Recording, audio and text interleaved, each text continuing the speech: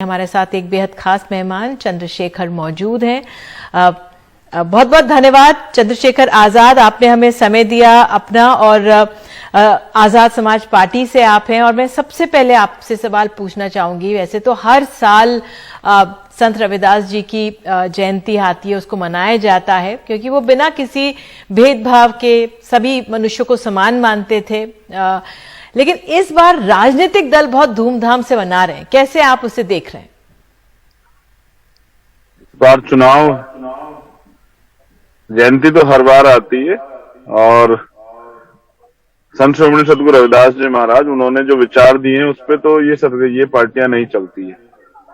ये अपनी आइडियोलॉजी, अपने नियम सिद्धांतों पर चलती है। लेकिन इस बार क्योंकि चुनाव है तो सबको अवसर है, और अच्छा है कि अगर जितना जल्दी उनका जो विचार था, उनका जो चिंतन था, उसको राजनीतिक दल एक्सेप्ट कर लें और सब लोग उसी तरीके से सोचे तो बहुत अच्छा होगा। तो आज उनकी जयंती है। आपके चैनल के माध्यम से पहले तो सभी देशवासियों को लख लख बधाई है। और दूसरा, नेताओं के लिए चुनाव भी है और अवसर भी है। लेकिन मैं समझता हूं कि अगर जितनी शिद्दत से जयंती के प्रोग्राम में नेता जा रहे हैं, अगर दलितों के लिए काम किया गया होता या शोषितों के लिए काम किया गया तो शायद आज हालात जो है उनकी भी कुछ अच्छी हो जाती। आज भी 54% दलितों पे एक गज जमीन नहीं है। इसका कारण यही है कि सरकार सिर्फ उनको वोटर समझती है और चुनाव के समय उनको खुश करने के इस तरह के प्रोग्राम में शामिल हो जाती है। बाकी 5 साल उनको क्या परेशानियां होती है, इस पे शायद कभी चिंतन नहीं होता है।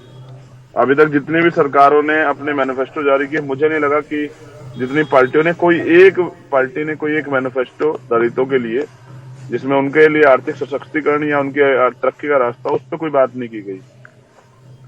तो इसमें प्रधानमंत्री जी भी हो या यूपी गवर्नमेंट है, कांग्रेस की गवर्नमेंट है, सब लोग प्रयास करें किस तरह दलितों को लुभा लिया जाए। लेकिन दलित समाज के लोग वहां दूसरी तरफ वो भी अपने पैरों पर खड़े होने के लिए का प्रयास कर रहे हैं। और अब मुझे लगता है कि दलित बेवकूफ नहीं रहा है कि वो इन बातों से, उनकी बातों में आने वाला है। आप ये कह रहे हैं उनको लुभाने की कोशिश। चंद्रशेखर जी, थोड़ा सा अगर आगे आ जाए तो आपके चेहरे पर थोड़ी लाइट आ जाएगी और दर्शक आपको ठीक से देख पाएंगे। अभी बिल्कुल अंधेरे में आपका चेहरा है और वो आपको इतना नहीं देख पा रहे क्योंकि शाम भी ढल रही है, शाम के 6 बज चुके हैं। मैं आपसे मैं गाजीपुर हूँ, मैं भी बनारस गया था, मैं हर साल जाता हूँ मत्था टेकने के लिए। तो मैं अब गाजीपुर जा रहा हूँ। यहीं पे पंकज नाम के एक हमारे कार्यकर्ता की हत्या हुई है। एफआईआर नहीं लिखी गई। जब हमारे लोगों ने धरना प्रदर्शन किया, हजारों लोग थाने पहुंचे, तब जाके एफआईआर लिखी गई, वरना उसको दुर्घटना बता के, एक्सीडेंट बता के रफा दफा कर रहे थे। ये दलितों की स्थिति है उत्तर प्रदेश में। इसलिए मैं आपसे कह रहा हूं कि आज तो क्योंकि जयंती है, सब लोग जाके माथा टेक रहे हैं। लेकिन सदगुरु रविदास जी महाराज ने कहा है कि ऐसा चाहूं राज में जो मिले सबनुअन, छोटे बड़े सब सम बसे रविदास रहे परसन। यानी कि ऐसा राज होना चाहिए। अब उस पे तो उत्तर प्रदेश के मुख्यमंत्री जो आज माथा टेक के आए वो 80-20 की बात करते हैं।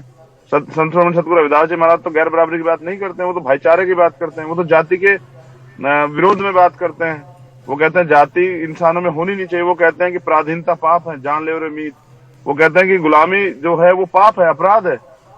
तो आप समझिए, उस पे तो नहीं बोलती है। किस तरह से दलितों का सशक्तिकरण होगा, उनकी तरक्की के रास्ते खुलेंगे, उनको समानता का अधिकार मिलेगा। घोड़ी पे चढ़ने पे, मूछे रखने पे, गैर अपर कास्ट की या किसी अन्य जाति में शादी करने पे आज भी हत्या होती है। गोरखपुर उदाहरण है इसका, नौजिया। तो ये लुभाने की जो प्रक्रिया, दलित भी इससे जो है तो खबरदार हो चुका है अब। चलिए, आप क्या श्रेय देंगे मायावती को, क्योंकि वो शायद इस प्रतीकात्मक राजनीति में विश्वास नहीं रखती। जाती होंगी पहले, लेकिन आज तो हमने नहीं देखा कि वो गई हो, उन्होंने माथा टेका हो या दिखाया हो। आप कैसे देखते हैं उनके इस कदम को? देखिए, मैं समझता हूं कि वो तो चुनाव नहीं है तो भी नहीं जाती है। जिस तरह से देखिए, एक अपना समाज, उसके अंदर एक ये भावना पैदा होती है कि जिसको वो नेता मानते हैं, जिसके साथ रहते हैं या जिस पर भरोसा करते हैं, वो एक दिन तो उनके बीच में आता है कभी ना कभी। वो कभी ना कभी एक दिन उनके साथ खड़ा होके उनका अपना होने का विश्वास दिलाता है। तो वो तो चुनाव के बाद, ये तो चुनाव के अवसर पे है, लेकिन चुनाव से अलग भी वो नहीं आती है। उनका अपने तरह का काम है। लेकिन मैं समझता हूं कि हमें उनकी तस्वीरों को माल्यार्पण करने से ज्यादा, उनको नमन करने ज्यादा, उनके विचारों पर चलने की जरूरत है। अगर यूएनओ के चार्टर में भी बेगमपुरा राज की बात की गई, ये बेगमपुरा राज की जो कल्पना है, परिकल्पना, ये सतगुरु रविदास जी महाराज की है। बिल्कुल। और आप समझिए कि वो बिना गम के वो जगह हो, बिल्कुल उनकी यही कल्पना थी कि बिना गम के जगह हो, इसलिए बेगमपुरा। मैं आपसे चंद्रशेखर जानना चाहूंगी, वाराणसी के लिए जो ये जन्म स्थान मंदिर है, 1980 में दर्शन के लिए हावड़ा मेल में कुछ कोच होती थी, लेकिन अब तो बेगमपुरा एक्सप्रेस बन गई है। तीर्थ के लिए एक बड़ा कदम है। जब कहा जा रहा है, मैं पढ़ रही थी कि जो टेंट लगते हैं उसमें कश्मीर से, आंध्र से, महाराष्ट्र, बिहार से लोग आते हैं। तो जो ये रविदासिया जो ये अब ये समाज है, ये बढ़ चढ़कर इस जयंती में हिस्सा लेता है। जी जी, बिल्कुल लेता है। पूरी दुनिया से लोग आते हैं। मैं तो हर बार आता हूँ, मुझे पता है, फ्रांस से, इटली से, जर्मनी से, पूरे देश से लोग आते हैं और यहाँ पर आकर शामिल होते हैं, क्योंकि ये पावन तीर्थ स्थली है। सब लोग आते हैं और नमन करते हैं और उनके विचारों पे आगे बढ़ने का संकल्प लेते हैं। जैसे हमने भी संकल्प लिया कि भाई बेगमपुरा राज, जिसकी बात आपने भी की, जिस राज में कोई गम ना हो, कोई भय ना हो, कोई लूटपाट, कोई महिला शोषण, कोई गैर बराबरी ना हो, ऐसे राज की परिकल्पना करते हैं सतगुरु रविदास जी। तो सब लोग आते हैं और बहुत विशाल का है, 10 लाख के लगभग लोग शामिल होते हैं हर बार। पूरी दुनिया से लोग आते हैं। उत्तर प्रदेश क्योंकि एक बड़ी आबादी है, तो पूरे देश के से जितने भी जो उनको मानने वाले लोग हैं, फॉलोवर्स, वो आते हैं, नेता आते हैं, लेकिन उनके दिखाए रास्ते पे नहीं चलते। कथनी करनी का फर्क होता है। अब आप ये समझिए कि कोविड प्रोटोकॉल में पिछली बार लाखों लोग आए थे, और फिर जो लोग नहीं आते वो लोग अपने गलियों में, अपने गांव में उनकी शोभा यात्रा निकालते हैं, उनको जो है वहां सत्संग करते हैं, उनके विचारों पे चलने काम करते हैं। बिल्कुल। तो चंद्रशेखर, आप क्योंकि पंजाब की जो राजनीति में कांशीराम के आने से जो शेड्यूल्ड कास्ट थी, उनको करीब जो 32% वोट माना जाता है, उनको प्रभावशाली बनाया और अंबेडकर जी को अपना एक तरह से आदर्श बना लिया। तो कितना श्रेय इस समाज के आगे बढ़ने पे आप कांशीराम को देते हैं? देखिए, 3 लोगों को श्रेय देना पड़ेगा, इंपॉर्टेंट जो है। राष्ट्रपिता ज्योतिबा फुले, जिनको बाबा साहब अम्बेडकर ने गुरु माना, उनके साथ ही एक ही लाइन में छत्रपति साहू जी महाराज, जिन्होंने बाबा साहब अम्बेडकर को मदद की। फिर बाबा साहब अम्बेडकर खुद स्वतः, और उनके बाद मान्यवर साहब श्री कांशीराम। ये 3 से 4 जो कड़ी हैं, इनसे ही बना है पूरा स्ट्रक्चर। और आज अगर ताकत आई है तो इसके लिए देन है भारतीय संविधान की। भारतीय संविधान में जो शोषित वर्ग को तरक्की के अधिकार मिले, इसके कारण जो शिक्षा का अधिकार मिला, राजनीतिक व्यवस्था में जो आरक्षण की व्यवस्था, इसकी बदौलत जो है आर्थिक सशक्तिकरण आया। वरना कौन मंदिर में घुसने देता था? आज भी देखिए, कई जगह मंदिरों में बैन है।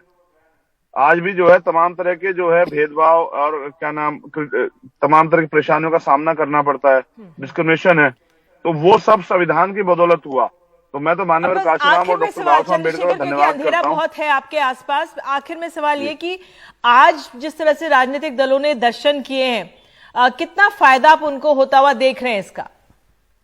देखिए, बहुत अच्छी बात आपने की कि मेरी तरफ अंधेरा, ऐसा अंधेरा लाखों करोड़ों दलितों की जिंदगी में, ऐसा ही अंधेरा लाखों करोड़ों दलितों की, शोषितों की, गरीबों की, महिलाओं की जिंदगी में है, जिन्होंने कभी शायद अपने सर पे छत भी नहीं देखी।